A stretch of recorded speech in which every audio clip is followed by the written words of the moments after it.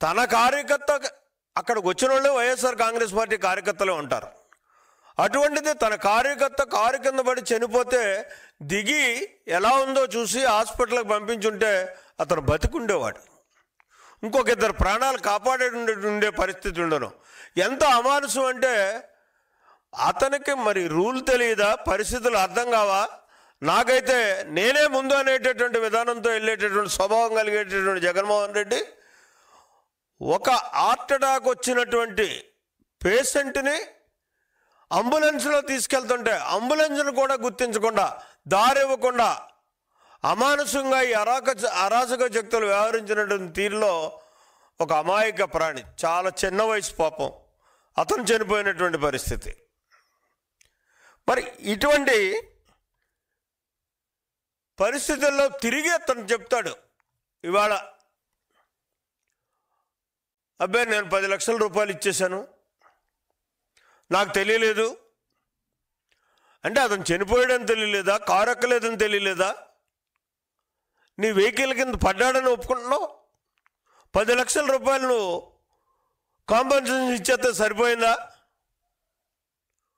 నీది ఒక్కటే ఉద్దేశం, ఈ రాష్ట్రంలో సుపరిపాలన చేస్తున్నటువంటి చంద్రబాబు నాయుడు యొక్క పాలనని ఏదో రకంగా అడ్డుకోవాలనేటటువంటి దురుద్దేశంతో నువ్వు ఈరోజు అరాచక శక్తుల యొక్క ప్రోద్బలంతో ఈ రాష్ట్రాన్ని అల్లకల్లోలం చేయాలనేటటువంటి దురాలోచనతో వ్యవహరిస్తున్నటువంటి తీరుని ఖచ్చితంగా ఇందులో స్పష్టంగా కనపడుతున్నటువంటి పరిస్థితి ఉంది. అందుకోసమే ఈవేళ నేను ఒకటే కోరుతున్నా, వివిధ కేసుల్లో జగన్మోహన్ రెడ్డి ఏదైతే బెయిల్ మీద ఉన్నాడో ఇటువంటి కార్యక్రమాలు భవిష్యత్తులో జరగకుండా ఈ రాష్ట్రం ప్రశాంత వాతావరణంలో ఉండాలనుకుంటే అరాచక శక్తులను ప్రోత్సహించేటటువంటి ఈ అరాచక వ్యక్తిని ఖచ్చితంగా బెయిల్ రద్దు చేయాల్సినటువంటి అవసరం ఉంది. దాన్ని ఇవాళ కోర్టు సుమోటోగా తీసుకుని ఈ వ్యవహారాన్నింటినీ కూడా పరిశీలన చేసి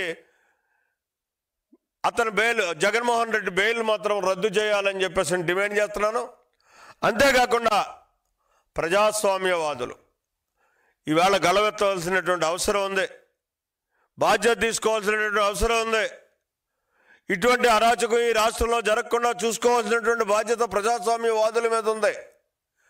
మరి ప్రజాస్వామ్యవాదులారా మిమ్మల్ని ఒక్కటే కోరుతున్నాను నేను, మీరు కూడా బాధ్యత తీసుకొని జగన్మోహన్ రెడ్డి యొక్క బెయిల్ను రద్దు చేయడానికి మీ ఎంతో బాధ్యతను మీరు వ్యవహరించండి అని చెప్పేసి మరి కోరుకుంటూ, ముఖ్యంగా